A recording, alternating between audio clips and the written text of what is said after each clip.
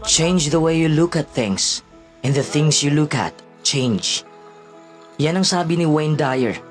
Tama naman siya, di ba? Kung ibahin mo lang ang focus mo, kung doon ka lang nakapokus sa positibong kaganapan sa buhay mo, positibo din ang makikita mo.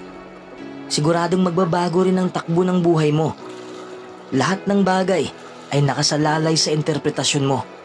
Sa madaling salita, ikaw ang lumikha ng iyong sariling realidad. Gamit ang utak mo kung ano ang iniisip mo. Naniniwala ako na ang ilan sa mga pinakamahalagang bagay at kapaki-pakinabang na mga leksyon sa buhay ay madalas pinakasimple, pero hindi lang natin masyadong napapansin kasi doon tayo nakapokus sa negatibong pangyayari.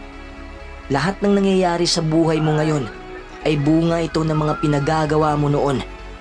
If you change the way you look at things, the things you look at change. Yan ang susi para maging masaya at mapayapa ang buhay mo. Baguhin mo ang iyong pananaw. Baguhin mo ang iyong pangunawa sa mga bagay-bagay. Dapat mong malaman na ikaw lang ang may kontrol sa buhay mo. Ngayong alam mo na ito, ano ba ang dapat mong gawin? Hindi naman ito sikreto eh. Matagal mo na itong alam, pero hindi mo lang ina-apply sa buhay mo. Uulitin ko, kapag nakapokus ka sa negatibo, negatibo lang din ang makikita mo sa mundo, pati sa buhay mo. Kung titingnan mo ang buhay bilang malaking trahedya at palagi mong iniisip na biktima ka sa mundong ito, ano ba sa palagay mo ang mangyayari sa kinabukasan mo? Wala. Mananatili ka lang ganyan. Kung anong pinaniniwalaan natin, yun ang magiging tayo. Lahat ng pinag-iisip natin, negatibo man yan o positibo, makikita natin yan sa harapan natin.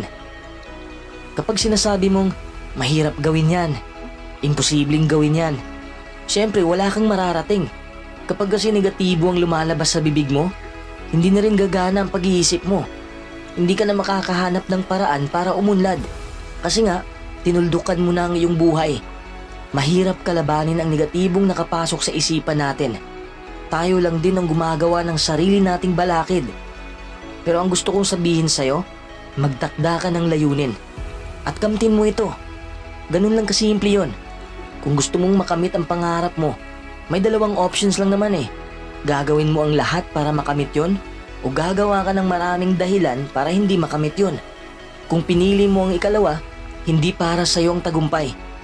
Kung hindi mo kayang kamtin ang malaki mong plano, simulan mo sa maliit. Tanggalin mo ang iyong bad habits.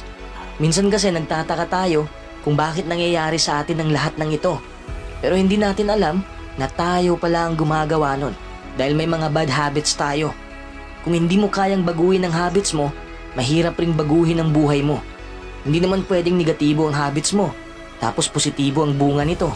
Wala namang ganon. Kung sa maliit na bagay nahihirapan ka, sa malaki pa kaya? Tingnan mo ang iyong sarili bilang isang taong nanalo, isang tao na nagtagumpay. Bitawan mo na ang lahat ng mga bagay na nakakapagpabigat sa'yo. Hindi kasi ito makakatulong sa'yo. Tandaan mo ito, lahat ng mga bagay na nakikita mo ngayon, kinonsider ito ng mga tao noon na imposible. Halimbawa ang cellphone, iniisip ng karamihan na imposibleng magawa ito. Pero kita mo naman ngayon, di ba?